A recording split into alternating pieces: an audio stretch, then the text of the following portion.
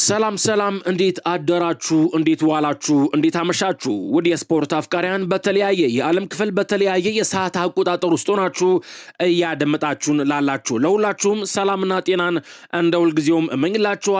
ቤተሰቦች እንደሚታወቀው ዛሬ ምሽት ላይ የዓለም ዋንጫ ፍጻሜውን ያገኛል። በደቡብ አሜሪካዊቱ ሀገር አርጀንቲናና በአውሮፓዊቱ ሀገር ስፔን መካከል ጨዋታው ይደረጋል።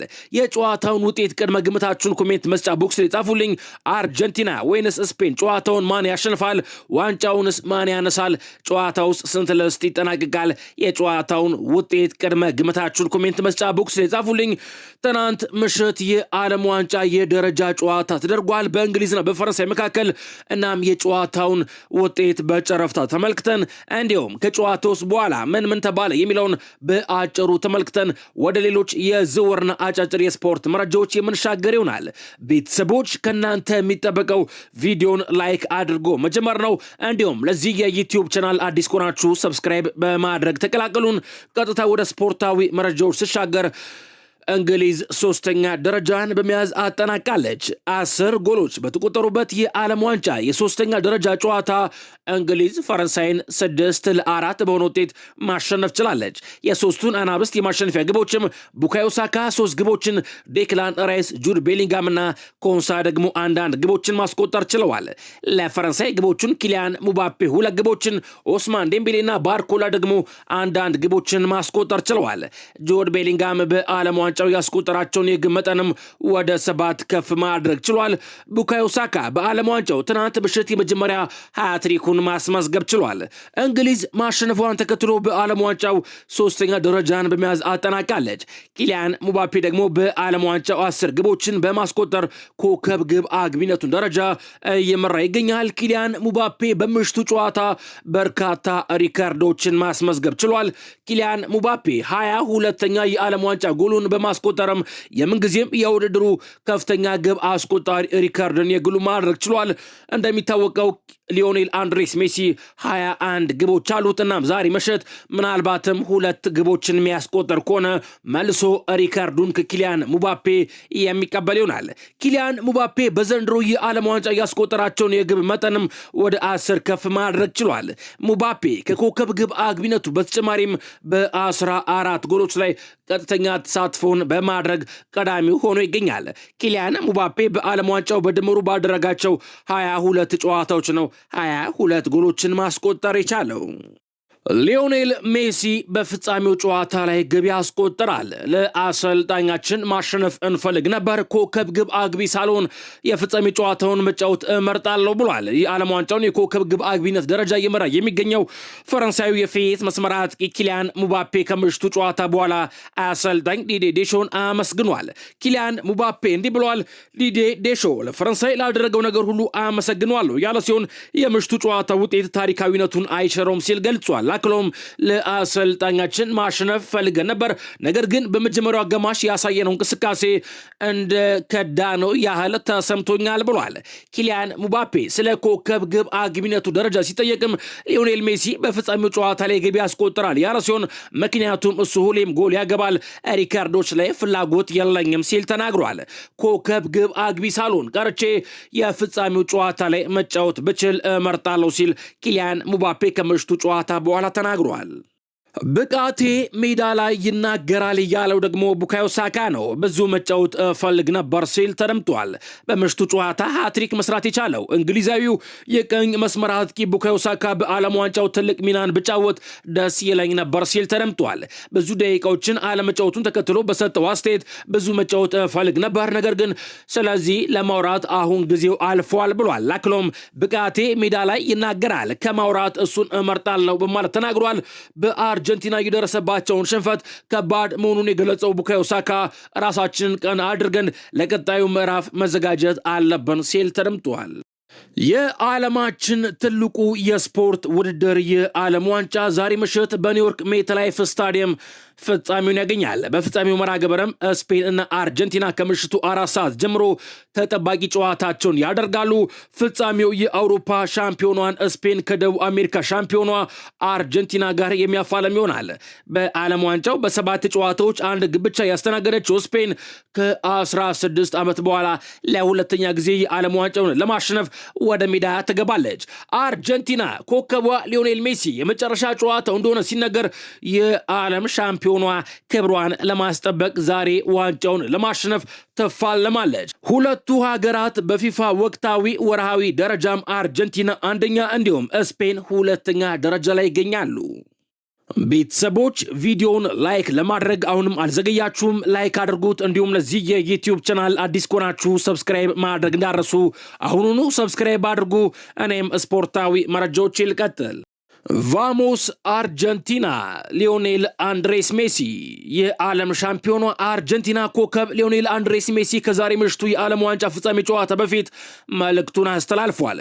ሜሲ ባስተላለፈው መልእክትም ያለፉትን ዓመታት ያሳለፍናቸው ቆንጆ ጊዜያት ምክንያቱ ዋንጫ ማሸነፋችን አልነበረም። ከዚህ ቡድን ጋር አብሮ ማሳለፍ፣ አብሮ መፋለምና በእያንዳንዱ ጉዟችን መደሰት ልዩ ነበር ብሏል። ሜሲ የቡድኑን ሁሉንም አባላት ሲያመሰግንም ብሔራዊ ቡድኑን እንደ ቤተሰብ እንድንሆን ለሰሩ ሁሉ አመሰግናለሁ። ዛሬ ውጤቱ ምንም ቢሆን የቡድን አስቀድሞ የማንረሳውንና ማንም የማይሰርዘውን ታሪክ ጽፏል ሲል መልእክቱን አጋርቷል። በስተመጨረሻም ሊዮኔል ሜሲ ቫሞስ አርጀንቲና ሲል መልእክቱን አገባዷል። ሊዮኔል አንድሬስ ሜሲ እንዲህ ብሏል። ላሚን ያማል ከዓለም ምርጥ ተጫዋቾች አንዱ ነው ብሏል። አርጀንቲናዊ ኮከብ ሊዮኔል አንድሬስ ሜሲ ከዓመታት በፊት ከላሚን ያማል ጋር ስላላቸው ታዋቂ ፎቶ አንስቷል። በልጅነቱ አብረን ያለን ፎቶ የሚደንቅ ነው ያለው ሜሲ አሁን እርስ በርስ ልንጫወት ነው፣ ህይወት ባልተጠበቁ ነገሮች የተሞላች ነች ሲል ገልጿል። አክሎም ያማል በአሁኑ ሰዓት ከዓለም ምርጥ ተጫዋቾች አንዱ ነው። እኛ ባርሴሎናዎች እሱ ስላለን እድለኞች ነን። ጥሩ ነገር እመኝለታለሁ። አሁንም ድረስ የባርሴሎና ደጋፊ ነኝ ብሏል ሊዮኔል አንድሬስ ሜሲ። በፍጻሜው ጥሩ ጨዋታ ለማድረግ እንሞክራለን፣ ነገር ግን ያማል እና የቡድን አጋሮቹ በምርጥ አቋማቸው ላይ እንደማይሆኑ ተስፋ አድርጋለሁ ሲል ሊዮኔል አንድሬስ ሜሲ ጨምሮ ተናግሯል። ስፔን በርካታ ጥሩ ተጫዋቾች አሏት፣ እነሱን ማቆም አለብን ሲል ሊዮኔል አንድሬስ ሜሲ የ8 ጊዜ የባላንዶር አሸናፊው ተናግሯል። የሜሲ የመጨረሻ የዓለም ዋንጫ ስለመሆኑ አላውቅም። ሊዮኔል ስካሎኒ የአርጀንቲና ብሔራዊ ቡድን ዋና አሰልጣኝ ሊዮኔል ስካሎኒ ስፔንን ለወራት ሲያጠኑ እንደነበረ ገልጿል። ስፔን በዓለም ዋንጫው አንዷ ተጋጣሚ ስለምትሆን ከታህሳስ ወር ጀምሮ ስናጠናት ነበር ሲል ተናግሯል። አክሎም ሁሉንም እኛ ልናገኛቸው የምንችላቸውን ቡድኖች በተመሳሳይ አጥንተናል ሲል ተናግሯል። ሜሲ የመጨረሻ የዓለም ዋንጫውን እያደረገ ስለመሆኑ ተጠይቆም አላውቅም፣ ውሳኔው በሱ እጅ ላይ ይገኛል ሲል የአርጀንቲና ብሔራዊ ቡድን ዋና አሰልጣኝ ሊዮኔል ስካሎኒ ተናግሯል።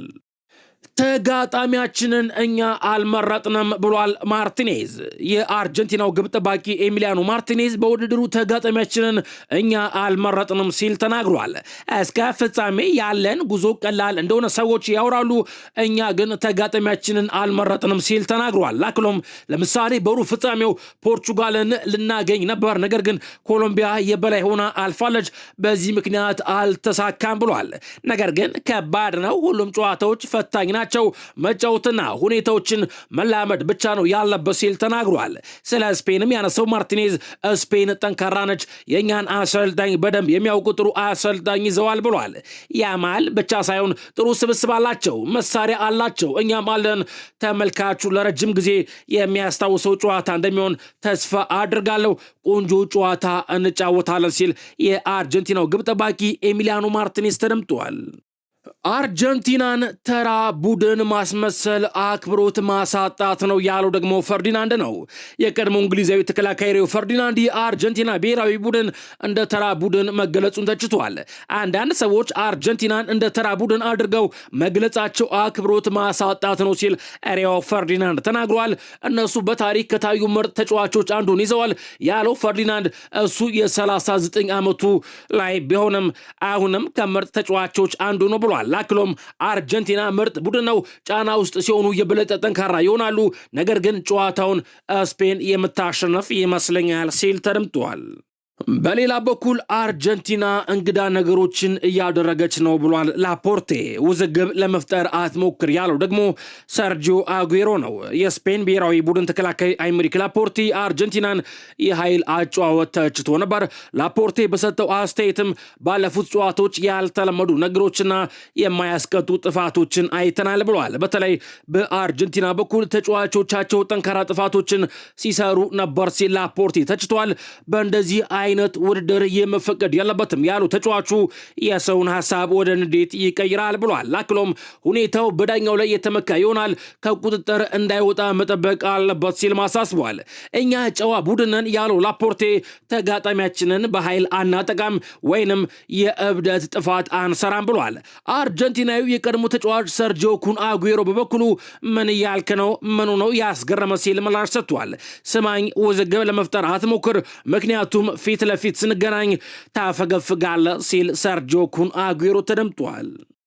አርጀንቲና ግማሽ ፍጻሜ እስክትደርስ እድለኛ ነበረች። ማይክል ኦን ስፔን ከአርጀንቲና የበለጠ ጠንካራ ነች ብሏል። የቀድሞ እንግሊዛዊ ተጫዋች ማይክል ኦን በዓለም ዋንጫው ስፔን የተሻለ ውጤት ማስመዝገቧን ገልጿል። አርጀንቲና ግማሽ ፍጻሜ እስኪደርሱ ድረስ እድለኞች ነበሩ ሲል ማይክል ኦን ተናግሯል። በጥሎ ማለፉ ኬፕ ቨርዲን፣ ግብፅንና ስዊዘርላንድን እንደገጠሙ ያስታወሰው ኦን እንግሊዝ ላይ ባለቀ ሰዓት ነው ግብ ማስቆጠር የቻሉት ብሏል። አርጀንቲና በውድድሩ እንደ ስፔን ጥሩ ውጤት አላስመዘገበችም ያለው ማይክል ኦን ስፔን ከአርጀንቲና የበለጠ ጠንካራ ነች፣ ዋንጫውን እንደምታሸንፍ ተስፋ አድርጋለሁ፣ ስፔን ከአርጀንቲና የበለጠ ጠንካራ ነች ሲል ማይክል ኦን ተደምጧል። ስፔን በቀላሉ አርጀንቲናን ታሸንፋለች። ሮናልዶ ታሪካዊ የቀድሞ ብራዚላዊ የፊት መስመር ተጫዋች ሮናልዶ ፍጻሜውን ስፔን ታሸንፋለች ሲል ተደምጧል። ስፔን በቀላሉ ጨዋታውን ታሸንፋለች ያለው ሮናልዶ ናዛሪዮ ስፔንና ፈረንሳይ እኔ የምወዳቸው ብሔራዊ ቡድኖች ናቸው ብሏል። አያይዞም በሚያስደንቅ እግር ኳስ ስፔን ታሸንፋለች፣ በዓለም ዋንጫው ላይ ብቻ ሲያሳዩን የነበረው የጨዋታ መንገዳቸው አይደለም በማለት የቡድኑን የጨዋታ መንገድ አወድሷል።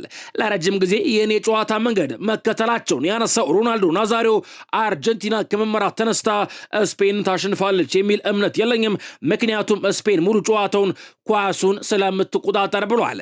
ይህ የዓለም ዋንጫ ለአርጀንቲና ስኬታማ ነው፣ አስገራሚ ውጤቶችንም ከመመራት ተነስተው አሳይተውናል። ሊዮኔል ሜሲም በዓለም ዋንጫ ውብ ታሪክ እየጻፈ ነው ሲል ብራዚላዊው የቀድሞ ተጫዋች ሮናልዶ ናዛሪዮ ተደምጧል። ከዓለም ዋንጫው ጋር በተያያዘ የአርጀንቲና ተጫዋቾች ከአሜሪካ ድጋፍ አግኝተዋል ተብሏል።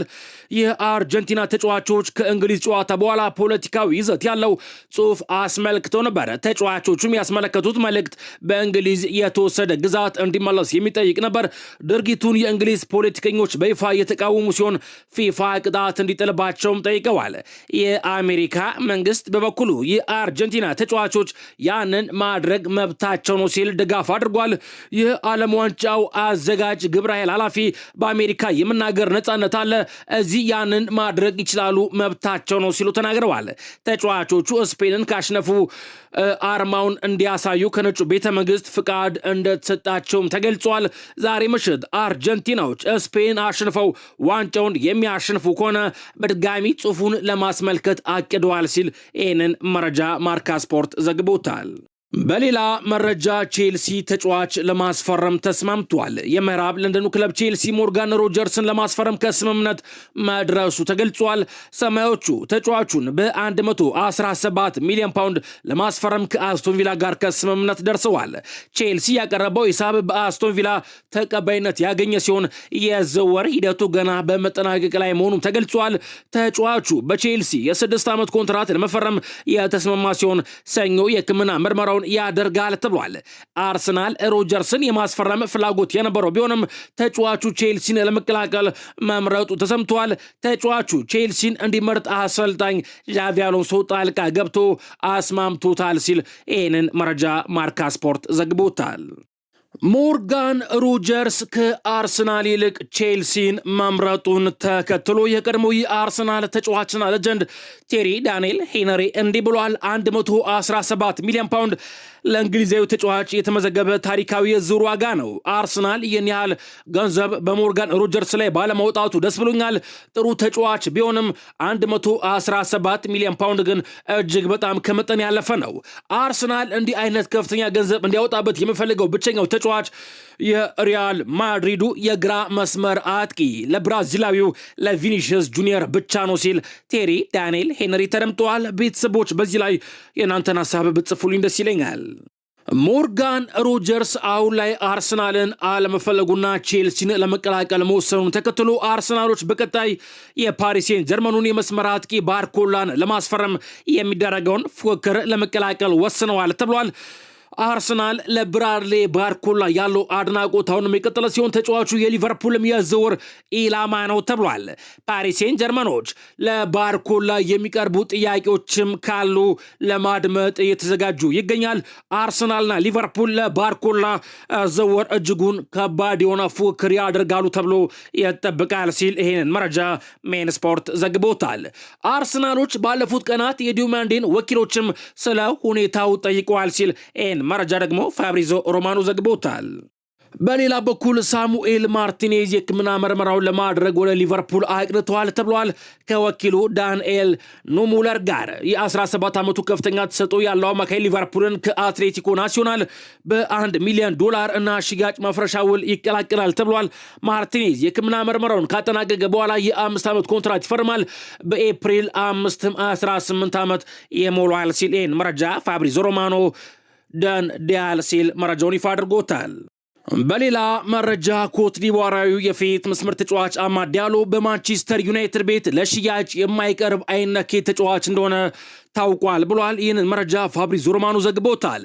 የማንቸስተር ዩናይትድ ሰዎች ለተጫዋቹ ወኪሎች ባለፈው ወር ክለቡ ተጫዋቹን በዚህ ክረምት በየትኛውም ሁኔታ ውስጥ መሸጥ እንደማይፈልግ አሳውቋል ተብሏል። ብዙ ክለቦች በተጫዋቹ ላይ ፍላጎት ቢያሳዩ ማንቸስተር ዩናይትድ አሁንም ሀሳቡን አይቀይርም። በዩናይትድ ቤት በአማድ ላይ ትልቅ እምነት እንዳለ ተገልጿል። ከአማድ ፈላጊ ክለቦች መካከል የእንግሊዙ ክለብ ኒውካስትል ዩናይትድ እና የጣሊያኑ ክለብ ኤሲ ሚላን እንደሚገኙበት ቢገለጽም አማድ በማንቸስተር ዩናይትድ ቤት የቆያል ሲል ይህን መረጃ ፋብሪዞ ሮማኖ ዘግቦታል። ከማንቸስተር ዩናይትድ ጋር በተያዘ ቶማስ ቱሄል ኮቢን ዝቅ አድርጎ እያየው ነው ብሏል። የማንቸስተር ዩናይትድ አሰልጣኝ ማይክል ካሪክ ቶማስ ቱሄል ኮቢን ለምን በተጠባቂ ወንበር ላይ እንዳስቀመጠው እንዲህ ሲል ሀሳብ ሰጥቷል። ቱሄል እሱን እያየው ያለው ከዚህ ቀደም አሞሪም ያየበት በነበረው መንገድ ይመስለኛል። ዝቅ አድርጎ እያየው ነው ብሏል። ኮቢ አስደናቂ እግር ኳስ ተጫዋች ነው። እድል ካገኘ ደግሞ ትልልቅ ነገሮችን እንደሚያከናውን እርግጠኛ ነኝ። እንደ እውነቱ ከሆነ ምናልባትም ከሚቀጥለው የውድድር ዘመን በፊት ትንሽ እረፍትና ማገገሚያ ያስፈልገው ይሆናል። ከፊታችን ግን ብዙ ስራዎች ይጠብቀናል በማለት አሰልጣኝ ማይክል ካሪክ የእንግሊዝ ብሔራዊ ቡድን ዋና አሰልጣኝ ቶማስ ቱሄል ኮቢ ማይኖን ዝቅ አድርጎ እያየው ነው ሲል ተደምጧል። ቶማስ ቱሄል ኮቢ ማይኖን ለምን እንዳላጫወተው ሲጠየቅ ደግሞ እንዲህ ብሏል። ኮቢ ማይኖ ባለፈው የልምምድ ክፍለ ጊዜ ላይ ጉዳት ደርሶበታል። በጀርባው ላይም ከፍተኛ ህመም ተሰምቶት ነበር። ለዛም ነው ያላጫወትኩት ሲል ቶማስ ቱሄል ተናግሯል ብሎ መረጃውን ፋብሪዞ ሮማኖ ይፋ አድርጎታል።